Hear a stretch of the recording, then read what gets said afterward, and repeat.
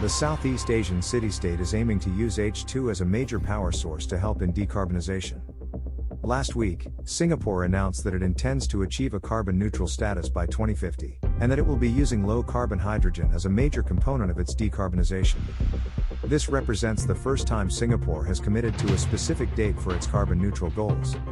The city-state's carbon emission targets will peak in 2030, when they will reach 60 million tons, which is a 5 million ton reduction from previous goals it has set, according to Deputy Prime Minister Lawrence Wong.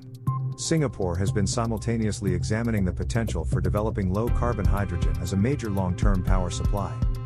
If technology continues to advance, we foresee that hydrogen can supply up to half of our power needs by 2050, alongside domestic renewable energy sources and electricity imports, said Wong at a recent industry conference. At that time, he also pointed out that the Southeast Asian nation intended to experiment with some of the leading H2 technologies to discover how they can be rolled out on a larger scale. The country is looking at low-carbon hydrogen instead of green H2 due to renewable power limitations. We do not have the land for large solar or wind farms, or fast-flowing rivers for hydroelectric power, explained Wong. While many countries are placing their main H2 focus on green options powered by renewable energy, this isn't as easily accomplished in Singapore as it is in other regions with zero-emission power available. Equally, while it would be possible to import it eventually, most of the technologies and production facilities are still being developed.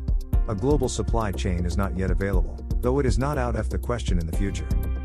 Many hydrogen technologies are still under development, and a global supply chain has yet to be established, said a statement released by Singapore's government about its interest in low-carbon hydrogen. Nevertheless, there has been strong interest internationally from the public and private sectors to accelerate the development. The country has made a particular priority of fighting the climate crisis as it is especially vulnerable to the impact of a warming planet. According to its Prime Minister Lee Hsien Loong, its low-lying island nature makes it particularly vulnerable to rising ocean levels. Thank you for following Hydrogen Fuel News. Make sure to hit subscribe and click the link within the description to get our free ebook.